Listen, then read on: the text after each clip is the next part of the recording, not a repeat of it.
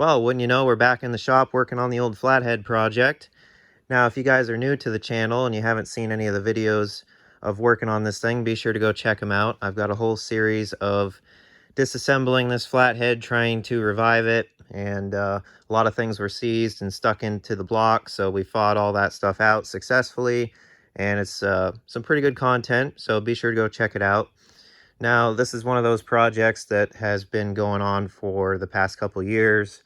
It's not something that I, necessarily dedicate every day to. It kind of just gets, a little bit done to it, and then, of course, other things come up and so on and so forth. So this is not one of those priority projects, so to speak. So just a little bit on it here and there makes for some good videos, and, something gets done to it every time. So it's still a plus. Now, before anyone gets too excited, no, this is not going in the 38. Notice we've got some classy backdrop in the shop today. So this is in here for some other video shenanigans, so be sure to stay tuned for that. But we're working on the Flathead, so we just get to look at a nice 1938 Chevy in the background. So, I mean, you can't really ask for anything better. So anyways, now where we left off on this project, I pulled the camshaft and lifters out of it, got all that stuff organized, separated, and they're stored under the workbench with all the other parts from this motor. So basically the next step on it now is I need to get this broken off water pump bolt extracted from the block, and then that's the last thing to remove. And then we can start all the tedious cleaning that is required, because valves were stuck, a piston was stuck. There's just a lot of things that need cleaned up and, refreshed and everything before we can reassemble anything. So, we've got the water damage going on. There's some pitting, and the valve guides are going to need cleaned up so that the valves move freely up and down. And it's just going to take quite a bit of doing. So, I mean, we're to the boring stage now, but we're going to show you guys how to get that broken off bolt out of there, and then some of the cleaning process, and probably skip over a lot of it, and then we'll just show the end result of everything nice and clean. So, bonus for you guys. I wish I could just, snap my fingers and go to it being all clean, but, it's part of it. I'm willing to do it. So, enough blabbing away. Let's get to action and get that broken off bolt out. All right, well, there's a few different options we can do as far as getting this broken off bolt out. It is sticking out a pretty fair amount. It didn't break off flush, luckily. Now, this would be a good opportunity to take a hex nut and then put it over the bolt and then weld it from the outside. That's a good way to get bolts like this removed. It adds heat at the same time, which definitely assists in you being able to get them out. However, one method I'm going to try first is we're going to take a wire brush, clean up around it really good, and then apply heat around it to the block directly. And we're going to try and keep the heat off the bolt, because we want the block to expand away from the bolt. And then we're going to, spray penetrating oil and whatnot on it. And we're going to take vice grips and grab it, because, it's sticking out enough to do that. We're going to grab a hold of it and see if we can turn it out that way. And if not, we can try the hex nut method. The only reason I'm not doing that is I think without the nut, it gives me a better opportunity to heat around the block and spray, penetrating oil in there. So we're going to go with that method first. This water passage here in the block, you can't reach up and feel the bolt, so it's not a pass-through hole. It is cast and stops in there, so it's not a pass-through, which makes it a little more difficult. Otherwise, we could, spray in there probably. So that's kind of the game plan. We'll see if it works, and if not, there's other methods. You guys might get to see them. Who knows? But we'll try that one first.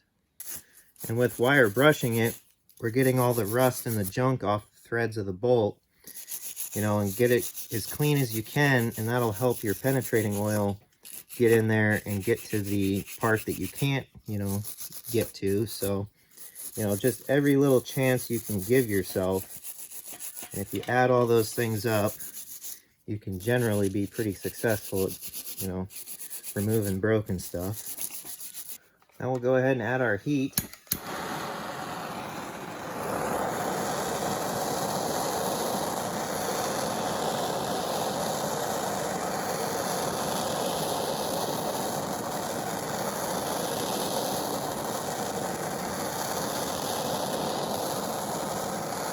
Now with plenty of heat on there, take your penetrating oil and essentially with the block material expanded away from the bolt a little bit, that'll help allow this to get in there and free things up.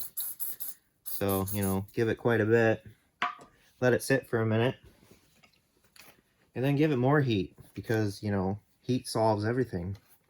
And then repeat that process a couple times, get it good and hot again, and then we'll see if it'll come out.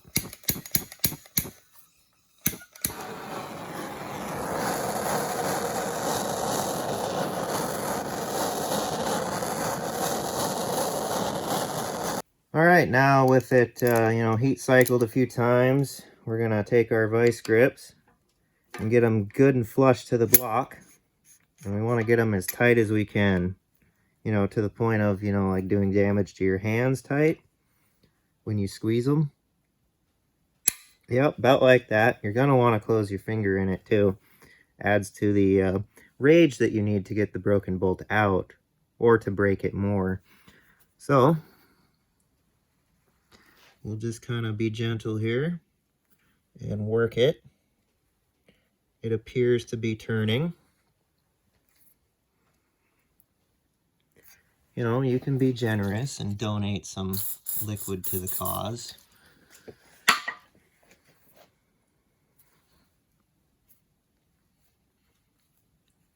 It is turning. So you're just going to want to work it back and forth and slowly increase the distance that you turn it.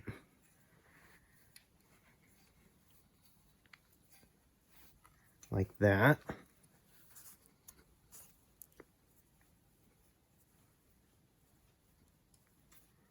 And then eventually should get easier.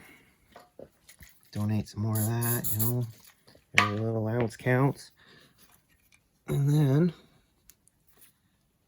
give her a good rotate.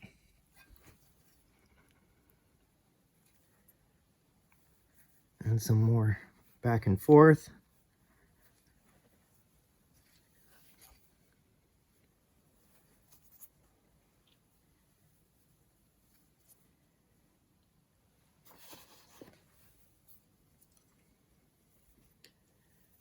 And there you go. Broken off water pump bolt removed. There, it's successful. Little trinkets like this is what you throw up on your workbench and display proudly.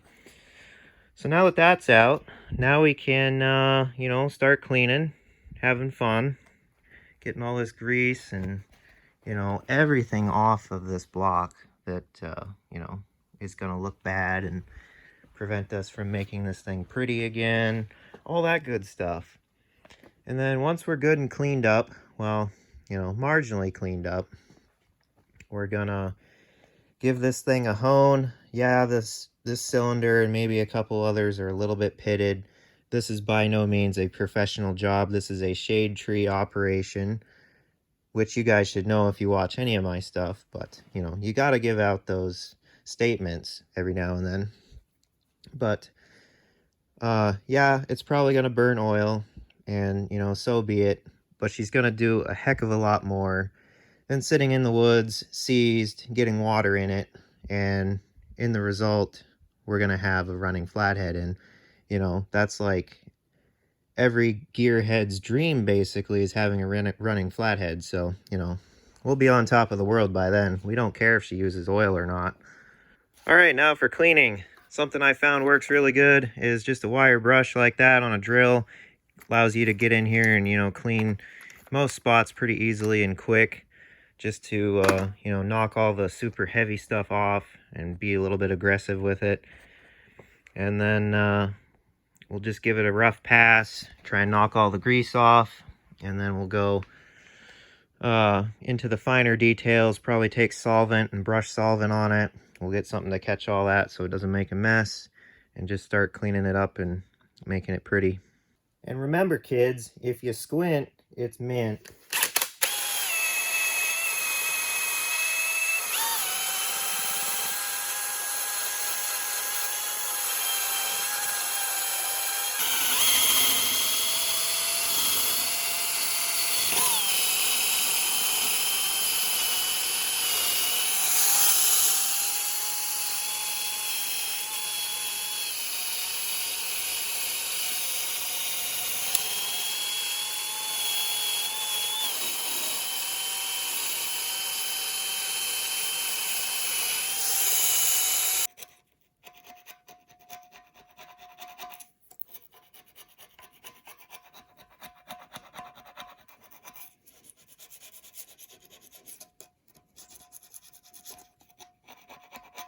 Well, there's just the rough job with the wire brush and the scraper, and it's actually cleaning up pretty dang good.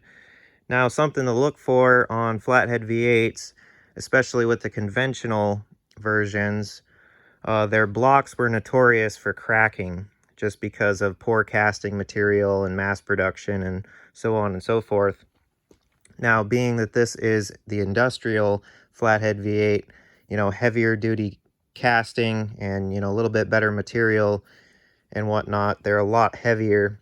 So I wasn't too concerned about, you know, cracks necessarily, but that doesn't give it a free pass as far as it not having any. And the common places where it occurs are between the valve guides and the cylinder, and there'll just be a crack right there. And of course, you know, that'll give you all kinds of problems. And another popular thing is between, you know, bolt holes to water jackets, they'll crack, and, you know, just a little bit of everything like that. So with everything shined up pretty good with the wire brush, now the proper way to inspect for cracks on these is, of course, magnafluxing it.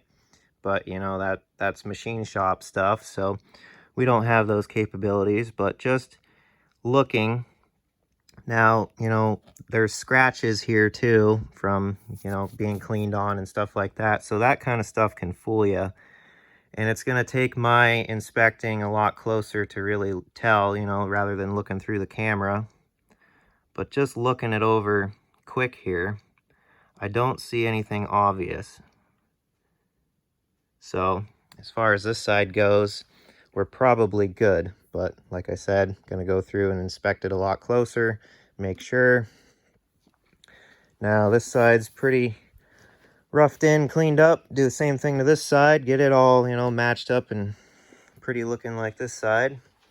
And then of course we've got to clean down in here still, start working on the valve guides, all that kind of stuff. But you know, it all needs to be done, so you might as well start somewhere.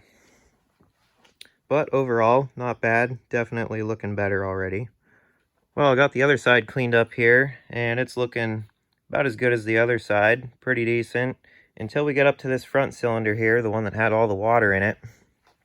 And I figured this would be the case, but we've got quite a bit of pitting going on. Doesn't look too good.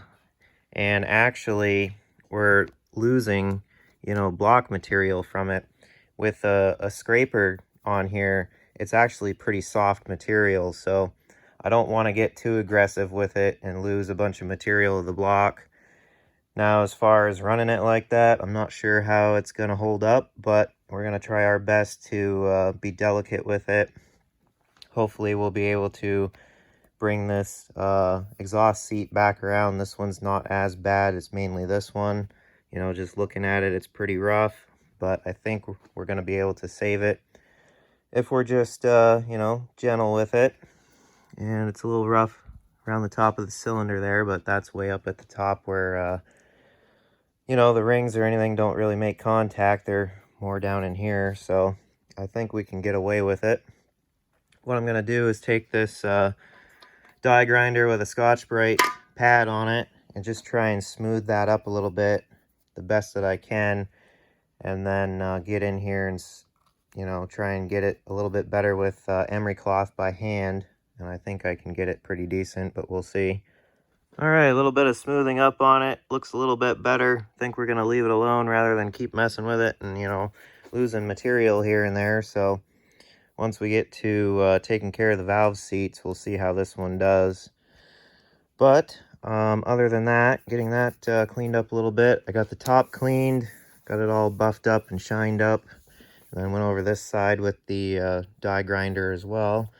Got the front cleaned up, kind of a, you know, partial job. We're just getting the bulk of everything off now, and then we'll go over it all again with stuff and fine tune it and make it really nice. Need to scrape whatever is stuck on here really good off, and then we'll do the back.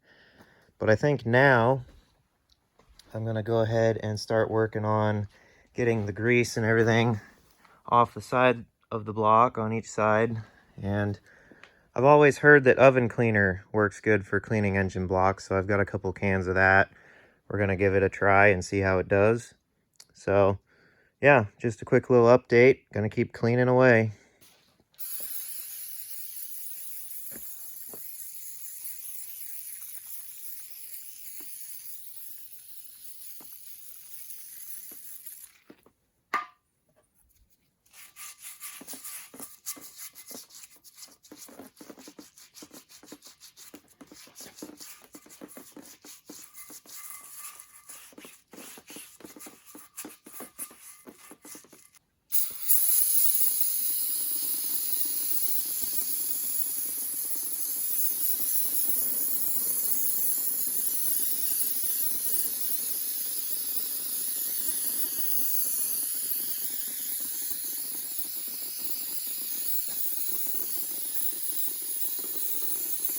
Well, here it is, mostly cleaned up. Got all the bulk off of it. Definitely looks a lot better on the sides, for sure. The old oven cleaner and a little bit of solvent seem to work pretty good, so I think I'll try that again on the next one. But she's definitely coming around. There's a lot more slow and tedious cleaning to do. You know, the fine areas that take smaller brushes and picks and stuff, and just getting into everything super good and cleaning it out really good.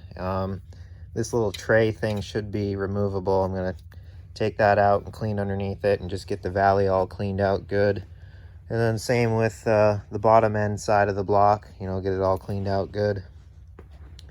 And then I need to work on cleaning the valve guides, make sure those are good, make sure each and every valve travels in the guide smoothly, doesn't have any issues, and just all that good stuff. And most of it's just going to be super boring, you know, and whatnot. So I think we'll skip filming that for both of our sake, you know. And then once we get back to the interesting stuff, like honing the cylinders and doing all the fun stuff, we'll pick it back up in the next episode of this series. Anyways, hope you guys enjoyed watching along. Be sure to leave a like and subscribe. Drop a comment down below. I always enjoy reading through those. And don't forget, we got a merch store. Link is down below. Go grab some cool stuff and, you know, rock some of my cool looking logos around and slap some stickers on some stuff. It's always cool to see that stuff when you guys send it in. So yeah, definitely appreciate it. And till the next video, I will see you guys later.